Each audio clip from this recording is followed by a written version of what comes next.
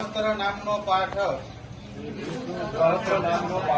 અંત વિનાના હજારો સ્વરૂપ વાળા હજારો ચરણ મસ્તક સાથળ અને બાહુવાળા પરમાત્માને નમસ્કાર હો.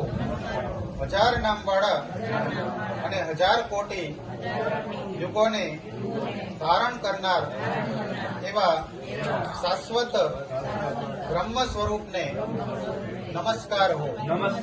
જેની નાભીમાં કમળ છે એવા ભગવાન વિષ્ણુને નમસ્કાર હો. જળમાં શયન કરનાર શ્રી વિષ્ણુ ભગવાનને નમસ્કાર હો. હે કેશવ, હે વાસુદેવ, આપને નમસ્કાર હો.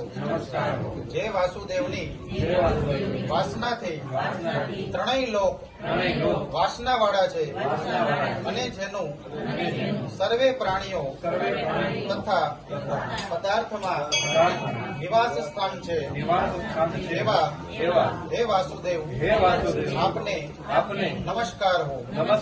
બ્રહ્મ સ્વરૂપ અને ગૌ બ્રાહ્મણ મા બ્રાહ્મણ નું હિત કરનાર એવા દેવને નમસ્કાર હો. જગતનું હિત કરનાર શ્રી વિષ્ણુ ભગવાનને શ્રી કૃષ્ણને નમસ્કાર હો. ગોવિંદ સ્વરૂપને નમસ્કાર હો. જેમ આકાશમાંથી પૃથ્વી પર પહેલું પડેલું પાણી સમુદ્રમાં જાય છે તેમ બધા દેવોને કરેલા નમસ્કાર ભગવાન કેશવ પ્રતિ જાય છે.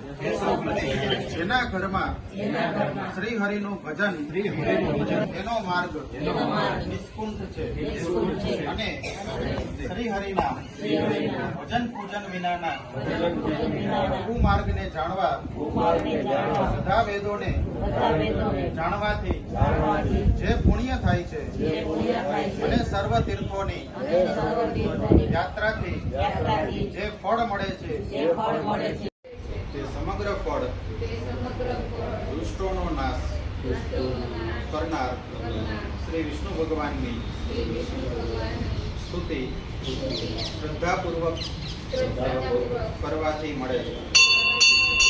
જે મનુષ્ય શ્રી હરિના મંદિરમાં બેસી નિત્ય 3 વાર પ્રભાત, મધ્યાંતર અને સાયંકાળે 2 વાર કે 1 વાર પણ આ વિષ્ણુ સહસ્ત્ર નામનો પાઠ કરે છે તેના સર્વે પાપ કર્મો નાશ પામે છે.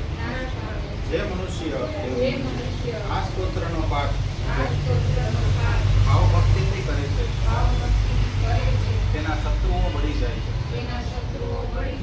તે ભક્ત ઉપર સર્વે ઉપગ્રહો શાંત રહે છે અને તેના સર્વે પાપ પણ વિનાશ પામે છે. જેને શ્રદ્ધા, ભક્તિ તથા ભાવપૂર્વક આ સ્તોત્રનું ધ્યાન કર્યું કે શ્રવણ એટલે કે સાંભળ્યું કે પાઠ કર્યા તે ભક્તએ સર્વદાન આપ્યા અને દેવોની રૂડા પ્રકારની પૂજા કરી એમ સમજવું. જે મનુષ્ય પ્રત્યેક બારસના દિવસે મારી સમીપ બેસી આ વિષ્ણુ સહસ્ત્ર નામનો પાઠ કરે છે તે ભક્તને આ લોકમાં કે પરલોકમાં કોઈ પણ ઠેકાણે ભય રહેતો નથી અને તેના કરોડો કલ્પના પાપો પણ ધીમે ધીમે બળીને ભસ્મ થાય છે. હે અર્જુન, જે મનુષ્ય પીપળાના વૃક્ષની પાસે કે તુલસીના છોડ પાસે બેસીને આ શ્રી વિષ્ણુ સહસ્ત્ર નામનો